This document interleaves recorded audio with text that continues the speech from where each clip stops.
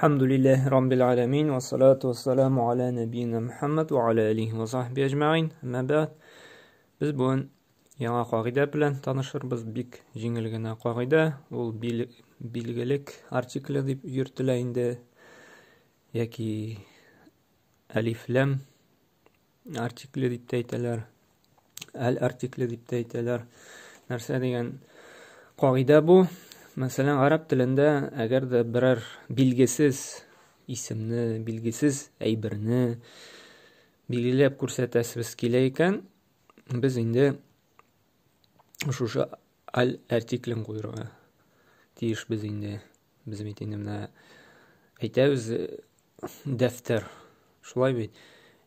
Ә бу билгесез дәфтәр. Нинди дәфтәр ул? Кызыл тышлыма, зәңгәр тышлыма, анда ничә битлеме? Yani tağın da tügələrək şuşu dəftərini belgərtir üçün nindi o? Kimnin dəftəri o? Arab dilində yine el artiklə kirə. Məsələn, misallar bilən deydik. Arab dilində yevmun tənvin bilən yazıla. Yevm ul künni anlata. Kün deyib anlatıla. Yani bilgisiz kün. Nindi kün ikəni bilgili tügül. Şolay bil? Onda kün istə qaldırır üçün yazıb da qoyaq kün. Хамына шушы без бүген өйрәнә торган алиф артиклен шушы көнгә кертәбез икән, ул була безнең әл-яуму. Әл-яуму. Ул инде бүген дигәнне аңлата. Ягъни уже билгеле көн. Кайсы көн? Бүгенге көн. Һәм нәрсә моны ясады? Менә шушы алиф артикле. Һәм алиф артикле дигән инде сүз тәнвинне кабул итми. Менә яумун ун белән тамамлана, тәнвин белән. Шушы алиф артикле кергәч, безнең тәнвин юккача һәм әл-яу муна була. Аңладыгызмы? Алиф артикле кирәк нәрсәне булса, нидер исемне билгеләтер өчен. Һәм монда да бәйтун, йорт дигән сүз, үй дигән сүз. Әмма ләкин ул билгесез йорт, кемнеке икәнен без белмибез. Әгәр дә инде алиф артикле керә икән, димәк бу билгеле кемнеңдер йорты һәм җөмләдә инде аңлатып кителә. Ул кемнең йорты икәнен, зурмы, кичкенәме икәнен, әмма ләкин шушы әл керү ул билгеләтә. Шушы кемнеңдер булса йорты бу, билгеле йорт, билгесез түгел инде монда. Һәм монда инде безнең тәнвин юкка чыга, ул дамма белән генә була. Әл-бәйту. Һәм тагын да ныгырак яхшырак аңлар өчен без китаптан карап китербез. Менә китаптан карыйк. Безнең беренчесе бул исемне билгеләтү булды. Билгесезне билгелегә чыгару. Һәм араб телендә безнең хәрефләр бүленә ике төркемгә. Ул безнең араб телендә бит 28 хәреф. 14, 28 чыга. Шулай 14 хәреф безнең хуруфул камария, ай хәрефләре төркеменә керә. Алар нинди хәрефләр? Менә бу я, вау, ха, мим, каф, каф, фа, гайн, айн, ха, ха, җим, ба, алиф. Һәм менә шушы билгеле артикле әл килгәндә, менә шушы әл артиклендә, менә монда әл артикле битен без бүген өйрәнә торган сәкин тора. Араб басмасында сәкин шушындай була. Димәк, Казан басмасында ул кичкенә генә түгәрәк нукта була. Без инде араб басмасы буенча өйрәнгәч, җиңелрәк булгач, күбрәк басым ясыйбыз араб басмасына инде. Араб басмасында менә шу сәкин шундай килә. Һәм менә шушы ай хәрефләр килгәндә, менә бу алиф артикле, анда өстендә сәкин була. Һәм шулай дигәч инде ул алиф үзе укыла. Әл-бәқару. Менә монда әл-ибилу. Монда әл-җибалу. Әл-халу. Ай хәрефләрендә шушы 14 хәреф. 14 хәреф. Ай хәрефләре дип атала. Хуруфул камария араб телендә инде. Нишлибез? Әлнең үзен укыйбыз. Бүген өйрәнә торган билгелек алиф артикле үзе укыла.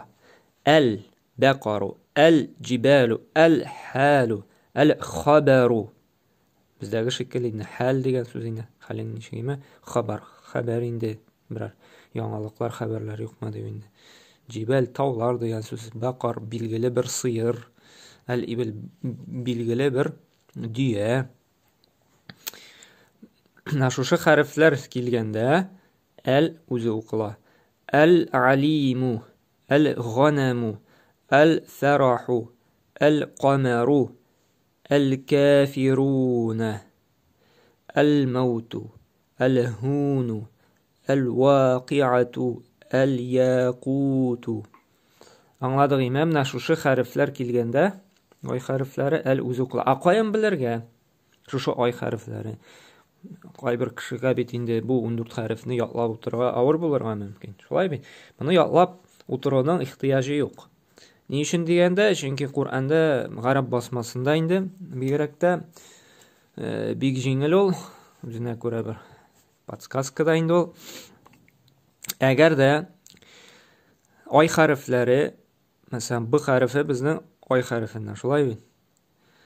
Mesela cim harfi nereden mi bizim ay harflerinden? H harfi mi? H harfi ay harfinden. H harfi ay harfinden. Ayn harfi ay harfinden. Ne bu harf şu ay harfleri ne? Teşkit yok iken bunda harfini ikiletu. Hem el üstünde second turayken bu kursete ay harfleri iken. Tağın bir qavatlıyız. Ne bu ay harfleri teşkitsiz bula iken harfni ikiletu bulmay iken hem ana alında kelgan el harfi sakinli bola iken demek bu kursete ay harfi hem şuşa el artiklin uzun uqırga kerakligin. El ibilu, el baqaru, el cibalu, el halu. Agar da indi mana hozir öyrənəmiz quyosh harflari kelsa. Quyosh harflari. Alar bizning şulayıq 14 mana nun, lam, za, ta, dad, sad, shin, sin, za, ra, za, dal, sa, ta. Nərsəsi bilan ayrıla bu hurufu şemsiye quyoshli harflarında. Mana bunda ko'ramiz lam üstünde sakin turmay. Şulay bit. Lam boş bizning. Qarayıq lamlarning boş. Biz bit öyrəngan ay harflar üstünde sakin turayı. Şulay bit. Bularda sakin yo'q. Ham narsa dedik ay harflarining üstünde təşdid yo'q dedik. Amında təşdid tura. Şulaymi? Şuna görə ham nishli biz nishik o'qila. Na'ul o'qila. Na bu el artiklinde sakin bulmağına görə təşdid bulana bu el çıxıb qala. Ul o'qilmay. Şuna görə at-taba'u deb o'qila. As-samaru, ad-dakhalu, az-zahabu, ar-rasadu, az-zabadu, as-safaru. Hamini ko'ringancha